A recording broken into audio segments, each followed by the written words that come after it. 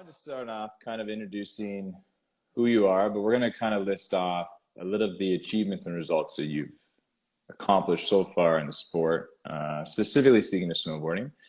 And then I want to move on from there into kind of how that all started off. Okay. So Sure. first off, you're 19 years old, correct? Yeah. Okay. You were selected to be on the Ontario provincial Alpine team for 2014, 2015, Yeah. 2016, and 2017. Yeah.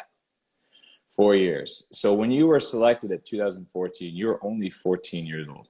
Yeah. So that was the year before moving up to like the FIS age, doing NORAMs and stuff. Totally. So what is it like at 14? You've been snowboarding for X number of years. You're now selected to the provincial team, for which at that point is the highest, you could think of going. You're just like, holy moly. What's it like for you to be selected to that at that age? I mean, it was cool because I grew up at Beaver Valley, Okay. and like racing and doing just smaller, Ontario races and stuff. But then, getting onto a provincial team, you kind of feel like you've not made it, but like you're moving somewhere good. Who's the Yeah. first person you bragged to at 14 that you've achieved something like this? I don't know. I don't think I was bragging to anyone about it, but yeah. Okay. Okay. So so obviously you find out mom and dad know as well because it's Yeah. released in an email or you're told through them. There's nobody you decide to go to and just say, "Hey guys, look what just happened." Not a former athlete, a coach. Is there anybody at that point? Maybe. I mean, I think a lot of my friends were also like on that team and moving up in the world. Okay. So it was kind of, yeah, I got to share that experience with them. So Sweet. yeah. That's awesome. So then from there, 2018, you were selected to be on the next gen team for Canada Snowboard, Yeah. Team Canada. What is the next gen team? I Uh, mean, yeah. So the next gen team is, it's part of the national team, okay, but it's aimed at competing instead of on the World Cups. It's aimed at more competing on the NORAM level and okay, introducing us to World Cups. So kind of the one step between like the provincial program and the full-blown national team. got it. And do you find being on that team that it's a good building block for moving forward into what would be a little bit more challenging, potentially? Yeah. I mean, the coaches are there to give us like, they know we're not the best yet, and Okay. they're trying to give us opportunities to get better, and hopefully get on the national team eventually. And I Okay. think they're doing a good job at it. Nice. Well, Yeah. that's a good pat on the back for those coaches. Who are the coaches right now that you Uh, have working with you? right now, it's Hannes. Probably gonna butcher his last name, Mooch Schlechtner. Okay. He is from Italy and is in Italy right now. And he was our coach at the World Cups this year. Okay. I worked a lot with him when I was in Europe. And then Jan Wengland, who lives in BC, and he helps us out at the NORAM level and some World Cups. Cool.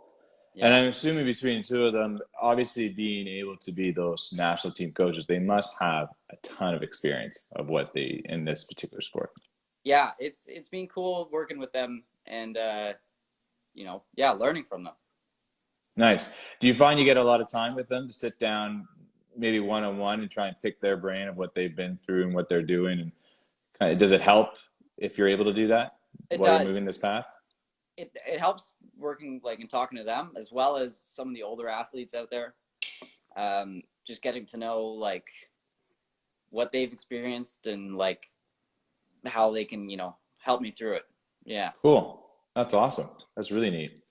Okay, so we're going to move a little bit further on, right? We know that that's done. So first FIS event start. So for yourself was men's parallel slalom. It was on November 18th, 2015. So you're 15 years old and Yeah. you do your first start. It's Uh, at Echo Mountain, Colorado. oh yeah, it was. I remember Now, that. in that particular event, you placed 32nd. First race, you're up against a lot of Europeans in that particular event.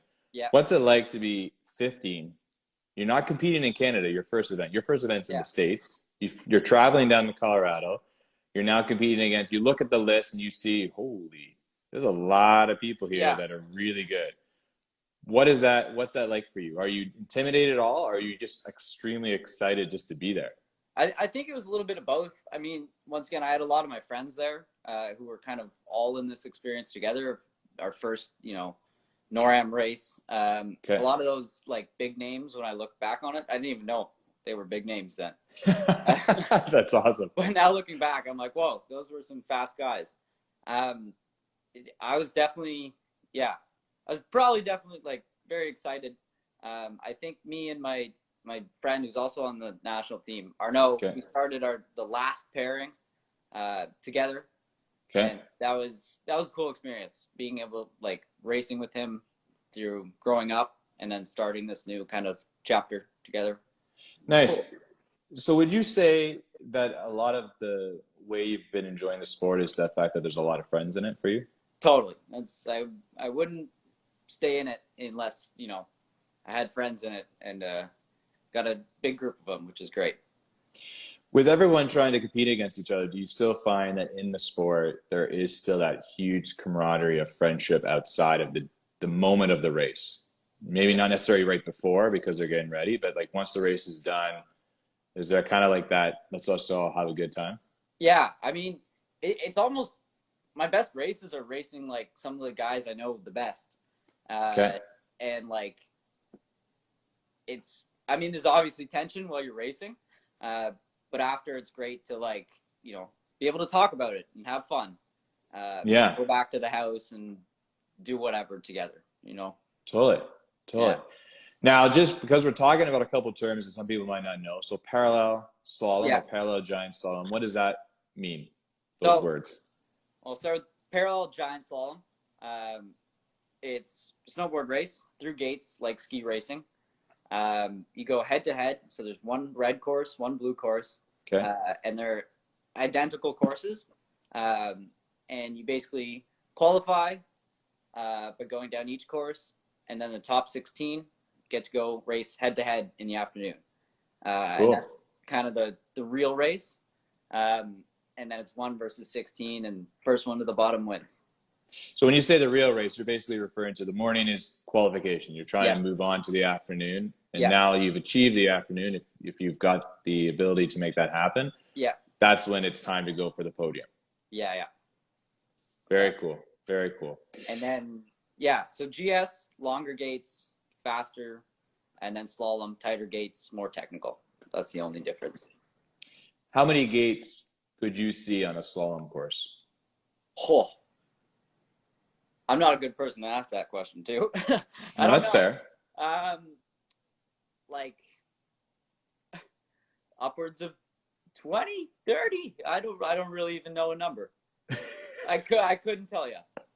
That's all right. No worries. No worries. Though slalom distance is closer, so there would be more gates than a slalom course with the same distance of terrain than there would be on a GS course. Okay. So that's good to know. All right. Very cool. So if that race that you're in when you're 15, though it was a FIS race, it happened also to be a NORAM. Now, what is a NORAM for those who may not know? NORAM is the North American Cup, a series of races. I think we had like 7+ this year. And basically that's kind of the step before the World Cup. And if you're in the top 3 overall, so your points get, accumulated over the season, you get your own personal spot on the World Cup. Wow. Yeah. So that's what, a lot of us are gunning for, as well as, qualification for like national team and stuff. So it's kind of, you need to go to those races to move up. So you can't just show up to a World Cup then? You can't, no. So each country gets a certain amount of quota spots. I don't know completely all the like. No, that's fine. That's whatever. Fine. Yeah, no worries. But yeah, you get an allotted number of spots, and obviously the best riders in each country get the spot and get to race. That's very cool. Yeah. So it's a bit of a feat to be able to attend these NORM events. Now, anyone can attend a NORM, Yes. basically? Okay. Yeah. And even though they're happening in North America, is it only restricted to North American athletes, as in Canada, America, and Mexico, or can anybody enter it? No, anyone can enter it. This year, I think we had a Chinese team, Japanese team here, and I think a few Czech riders as well came over. Wow. Yeah. Well, then that must show a few things for us as in North America making courses for those individuals coming all that way to come here. Yeah. It's cool. I mean, it used to be the NORAM was, a bigger thing, and Europeans used to come over, and then less people kept coming over, and there was a bit of a lull for a bit. But it's kind of slowly coming back up and getting more competitive. Okay, that's great. That's good to hear. That's really good to hear. I mean, because obviously competition is kind of what you were looking for anyways, right? If you're going to try to achieve the success of making it to the Olympics and trying to achieve that, coveted podium, you obviously need to have the best to race against, right? Yeah, definitely. And I mean, we've got a lot of fast, younger Canadians right now, which is cool to see. Okay, well, that's great. That's really great to know that Canada's got a strong front force that's going up in that against everybody else. That year, 2015, you're 15 years old. Yeah. Actually, you're not quite 15 years old. You're about to turn 15. Yeah. Or no, you are 15, sorry. Junior championships, you were there. You went on and placed third in the parallel giant slalom at nationals. Yeah, that was at Le Relais, I think, in Quebec. It was, yes. Yeah. Yeah. And actually, cool. no, that one was at Chanticleer. Sorry, that one was at Chanticleer. Yeah. Oh, okay. Yeah. Yeah, year before. Now, so you've started off, you've gone to your first event, you've placed 32nd at NORM against all these phenomenal riders. Yeah. The year ends, and now you're third for junior athletes, which would be 15 to 19, correct? Yeah. Of all of Canada. Yeah. What is that? Like, that's like ending with a huge boost, in my opinion. What do you think? I mean, it was a while ago, but I bet it was pretty cool. And once again, like being able, like a lot of those people on the podium and in the top of the race were a lot of my friends, which was cool. We were kind of all going through it together, and yeah. Nice. You've said that a lot, so it's really showing that a lot of your friends, you've been friends with those who have also stayed in the sport for a long time as well. Definitely, yeah. That's really neat. That's really neat. There's a few of them watching too. Well, nice. Yeah, I've seen a couple of them pop up, so I know the ones that you're talking about. First NORAM podium, okay? Men's parallel GS, December 9th, 2017. So you're 17 years old. You've gotten your first podium. It's at Steamboat. Yeah. What's that like to get on the podium at a NORAM? We've just talked about how important a NORAM is. You've now just achieved the podium. What's that like? Yeah, I remember that. That was the first race of the year. And I was kind of like blown away by what happened. Okay. I mean, I've been training all summer in Chile, and you don't really know where you are until the first race of the season, right? Totally. So yeah, it was awesome. I was blown away by it. That's really neat. That's really neat. And you know what? I can only imagine. It's December, so for those who are competitive athletes, snowboard season really. Yeah. It's hard to start much earlier than December, depending on where you go. Sorry, say that again. It's hard to start the snowboard season early because of the lack of snow. So December, how much time were you on snow even before that ability to get on and win? December 9th. Probably we go to Chile for 2-3 weeks. Okay. Have a couple days there, but that's in August. And then there's a big break. And then we probably only have 5 to 10 days on snow before the first race. Okay. So there's a lot of preseason training that's got to happen in order for you to be in the right shape to be able to achieve something like that, right? That's very cool. All right. So from that moment, First NORAM podium. So on January 3rd, 2018, you're 17 years old at this point. You became the youngest person to win a NORAM Parallel GS. And this one was at Laurelay. Sorry, I Yeah. just butchered that one myself. In Quebec. You've just achieved the ability to be the youngest person ever to win, to podium, I should say, and a Parallel GS. How did you find out that? What was that feeling? What's going through your head when that happens? That was, I mean, it was my first win on an RM, which was pretty insane. Um, Once again, it was against one of my good friends in the sport, and we got to do it together. He was actually the one who told me I was the youngest to win the PGS, because he actually is the youngest to win the slalom. So, Okay. yeah, Okay. And when did he tell you? Like, I mean, you've just won, so obviously you're ecstatic, right? yeah. First place. That's pretty remarkable feat. When does he come over and say, "Hey, man, you're also the youngest to ever do this"? I don't know. I think it took us like a bit of digging into the FIS, Yeah, into the stuff to results figure for it out. sure.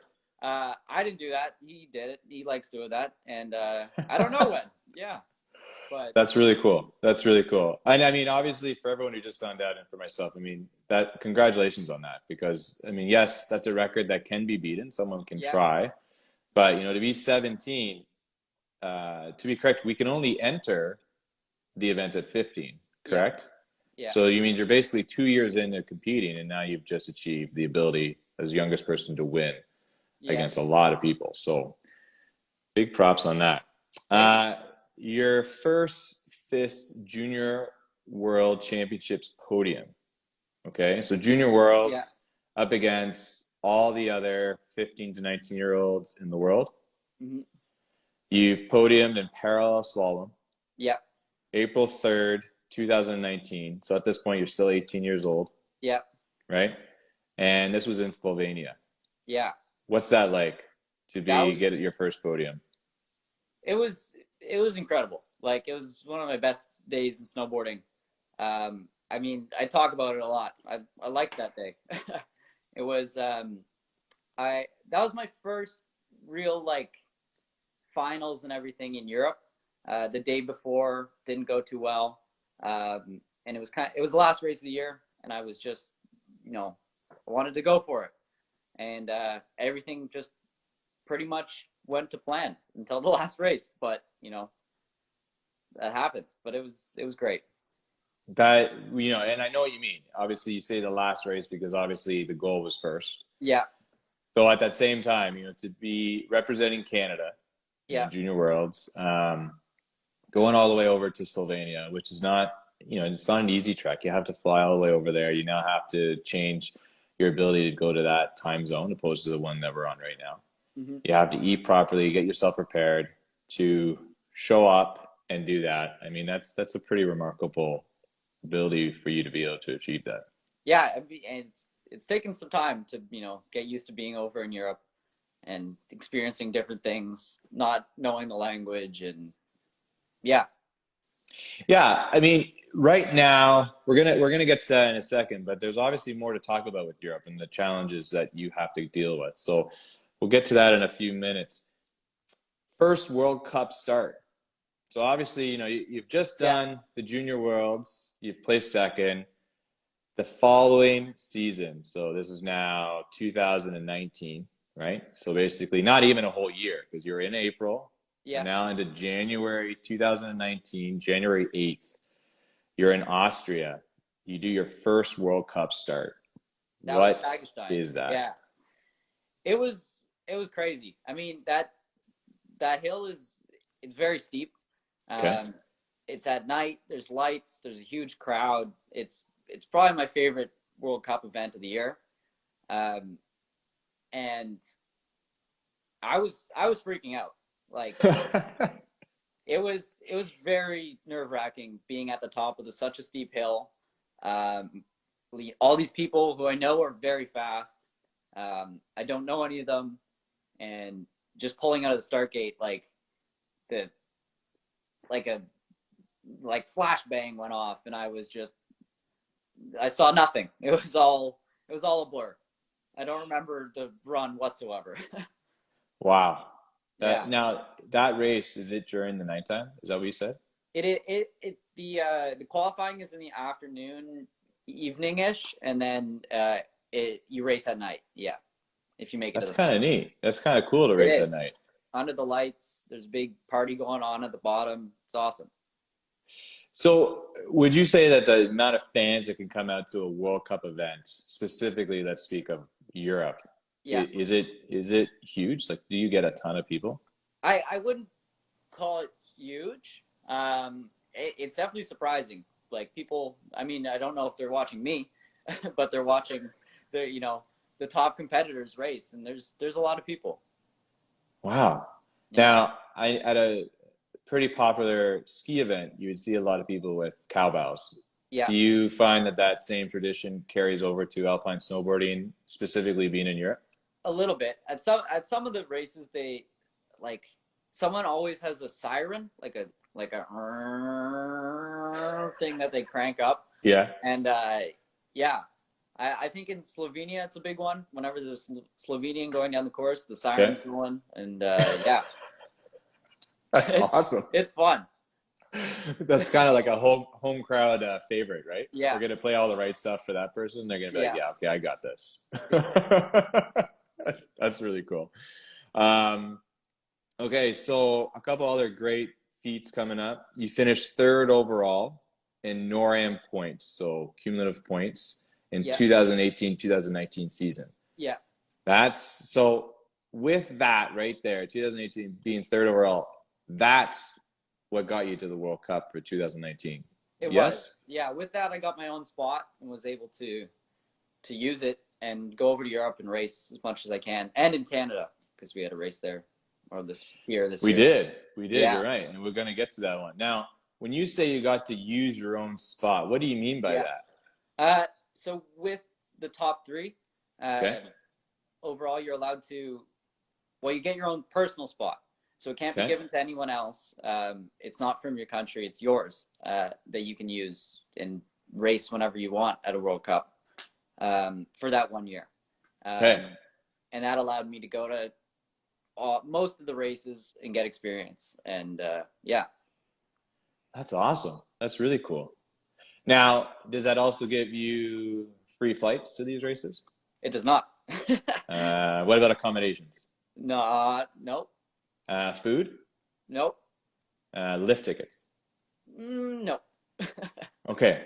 So you've basically been given the opportunity of, some people could think of a lifetime to race at a World Cup, Yeah, but it doesn't come free. it does not. No, a lot of it we're paying out of our own pocket. I mean, we do, depending on who you are and how well you've done, you get, certain grants and stuff from the government, whether that be province, national, or the national government. Um, I have a few smaller sponsors of family friends and stuff, but nothing to really, I'm not making money. Got it. And I Yeah, can only imagine it being, it's such a hard decision. I mean, you probably just achieved something you've wanted, hmm and then you start to try and put the numbers together. What's it cost for me to fly to this country? What's it cost for me to fly to that country, and so forth? Are you obligated to go to every event? you're not. I mean, it's in your best interest to. Okay. Um, it.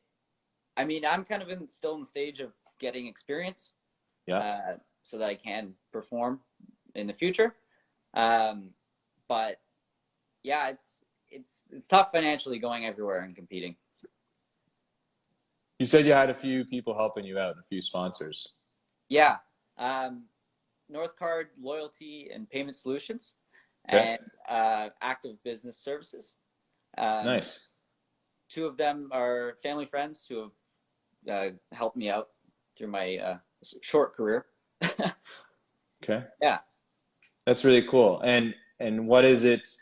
Have you had any help with brands helping you with equipment or clothing? Have you been fortunate enough to have some of those come down your way? A little bit. Blizz, they make helmets and goggles. Okay. They've helped me out a little bit. But other than that, there's not really too much, unfortunately. Okay. No, and it's a good question to ask because some people may go on and they may watch the amount of sponsorships that could be available to some of the athletes we know a lot of, right? Mark McMorris being one of them. And could I say that it's not the same between slopestyle aspect of our sport Definitely. and alpine snowboarding? Yeah. Well, I mean, alpine snowboarding is kind of a smaller niche sport, and it doesn't really have the presence in like, you know, normal news and stuff like slopestyle or halfpipe does.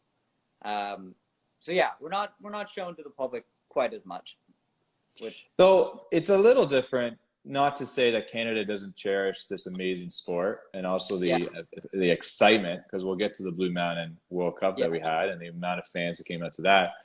So there's a lot of people in Europe that do really enjoy alpine snowboarding. Am I right on that? There is, yeah. And more so than North America, yeah.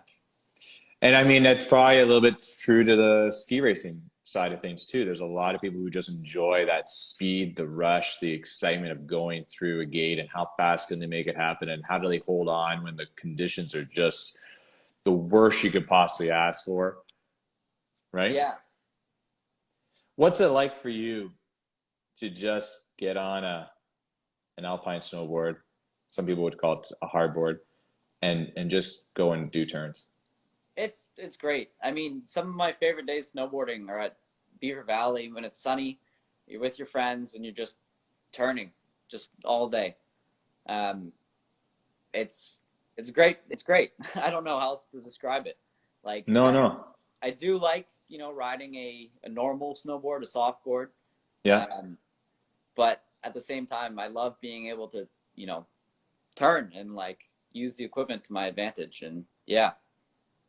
I remember I talked to you once and you said to me, I just, you know, how hard you've worked, how tiring it can be, and days where you just kind of want to take a rest. Yeah. And you go, you know what? At the end of the day is I love turning around gates. Yeah.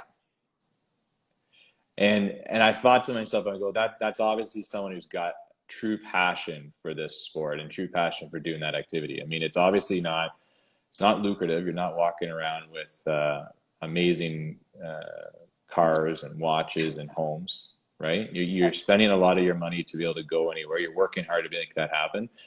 But there's true love of being able to do it and succeeding in it, right? Definitely. Yeah. I mean, I don't think there's many or any alpine snowboarders doing it for the money. Okay. It's a lot because, you know, we love it. And yeah. Totally. That's so cool. So we're going to move on a couple more results. We've got finished second during the 2020 Canada Nationals parallel slalom. So that's number 2 in Canada as of this year, because the event was March 3rd at Blue Mountain Resort. Now that's that's also an interesting time, March 3rd, because where we are now is just before a lot of things happened. But speaking to March 3rd itself and being second overall for parallel slalom, what's that like? It was awesome. I mean, that was the like 4th day in a row of racing from doing the World Cup and then 2 days of nationals. The snow was terrible. The weather wasn't the best. And that's kind of when I really like it, when there's deep ruts, the snow's soft, not fun for most people. Yeah, that's when I, you know, really like it. Yeah. When you say a deep rut, what are you referring to when you say that? So around the gate, when it's all chewed up, it was soft snow. So the boards dig in and create like almost a berm, a little hole that you go into. Wow. Yeah. And you got to somehow be able to manage yourself going in and then get out. You got to try. Continue. Yeah. You got to try. I can imagine that as the day goes on, that just becomes tougher. Yeah, it gets, depending on the day, but for the most part, yeah, the snow gets choppier, the holes and ruts get bigger, and you get more tired after doing, you know, more runs, run after run. Totally. Yeah. Some great feats that I was able to find out. So speaking of FIS events themselves, so not a NORAM, just below NORAM. So our FIS Yeah. would kind of be your introductory, though in your case, you went to a NORAM first. Yeah. You've achieved 6 FIS podium finishes in your career so far. You have 2 gold, 2 silver, and 2 bronze, All right. I which I guess thought was so. pretty awesome. You know, a little bit of even split, but that's pretty Yeah. amazing right there. You have 12 NORAM podium finishes so far in your career. You have 2 gold, 6 silver, and 4 bronze. I didn't know those numbers. That's cool. And you know, when I looked at those numbers and I saw them, I said to myself, I go, that for someone who really could not start until you're 15, you're 19 right now, turning 20, but only for 5 years you've been able to compete on the circuit, and you've been able to achieve such results that you know, it is not easy to achieve those results. It's not just you walk up, you show up to the event, and you're like, boom, I've got it. You know, there's a lot of hard work that's put in place for you to get there. Hmm. And I mean, that's pretty remarkable. What are some of the routines that you do to try to maintain the ability to achieve some of these results? Routines like during the winter or not during the Winter winter? or summer? I mean, obviously, you know, the winter can be short for us, Yeah. right? So what is it going all the way through? I know we had one question from someone who was on here. They said, what is it that you're doing right now? You know, how are you staying fit and ready to go during the global shutdown? So what Yeah. is it you're doing now to try to maintain this? Because you're an upward swing. You're starting to move in a trajectory that's showing a lot of success. Yeah. You're in the World Cups. You want to keep doing that. What are you doing now during obviously the inability for you to go to certain locations to stay fit and active? Yeah.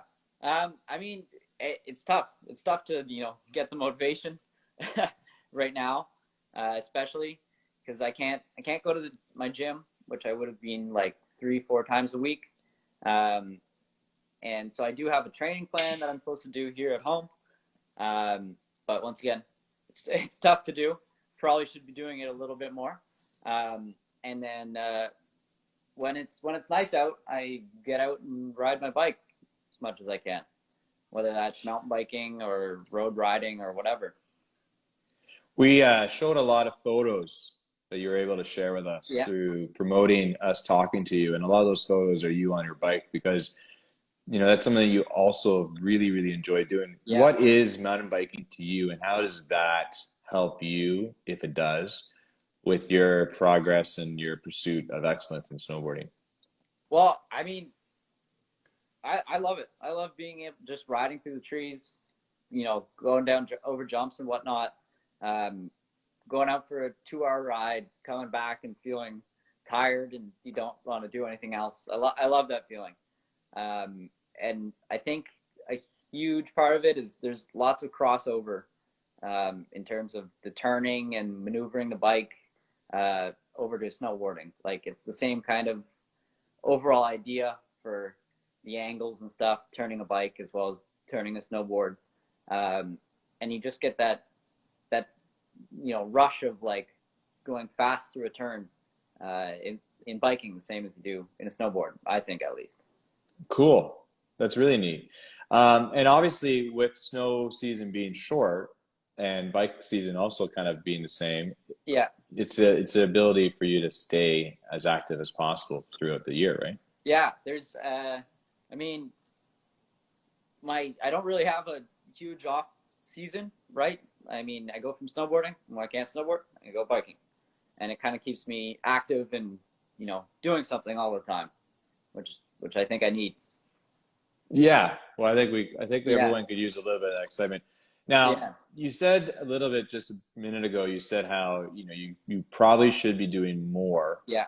though it's a little challenging. What is it that's challenging? I mean, obviously, one, we could start off, COVID-19 has made everything challenging, but Yeah. if you're at home and you have a home workout, what is also challenging to continue doing that as the days go on? Yeah. It's just it's difficult to like just get the motivation and figure out why you're doing this, like why you're getting off the couch and working when everything right now kind of seems so far away. Yeah. Because there's no scheduled races or anything coming up, and we don't really know when they will come.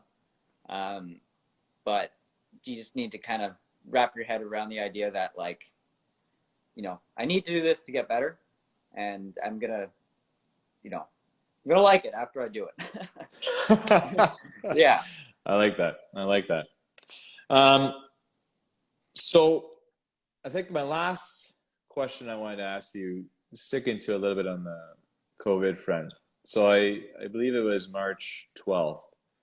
There was a notice that went out from our national body, Canada Snowboard, followed by our provincial body, Ontario Snowboard, that said all sanctioned events within the country of Canada were going to be suspended. Yeah. At that time, were you home or were you away?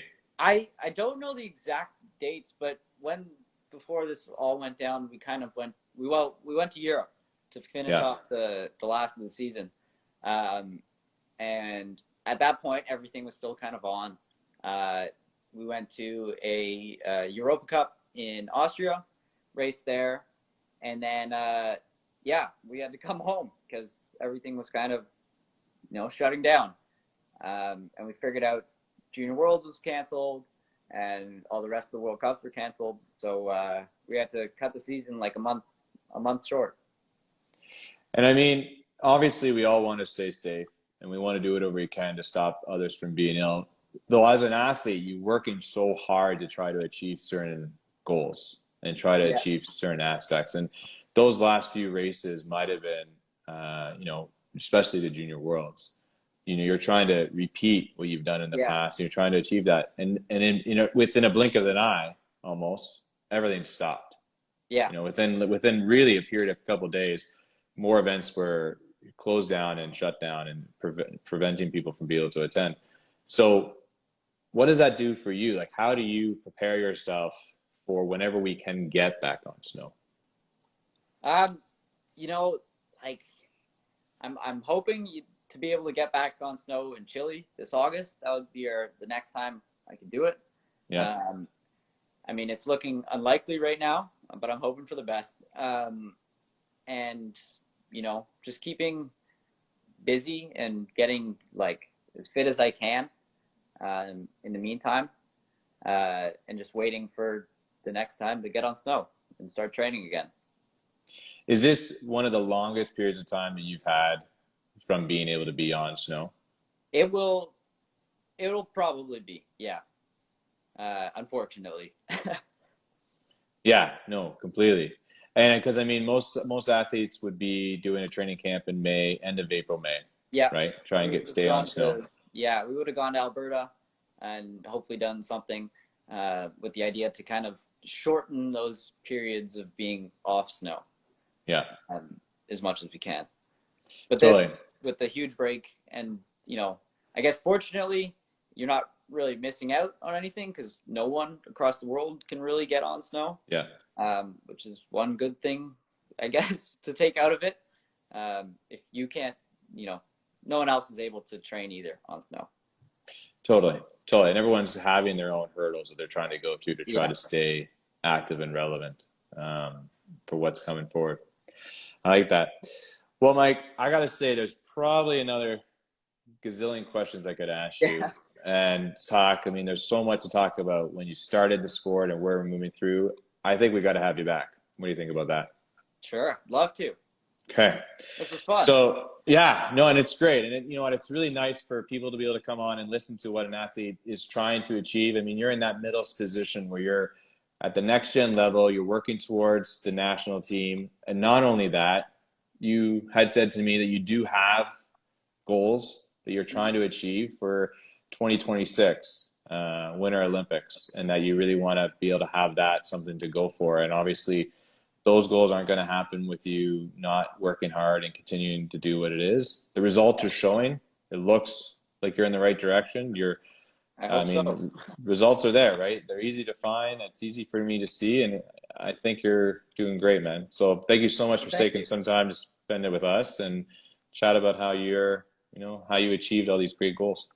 Yeah, no worries. Thanks, man. Have a wonderful night, everyone. Stay safe, and we look forward to talking to you later.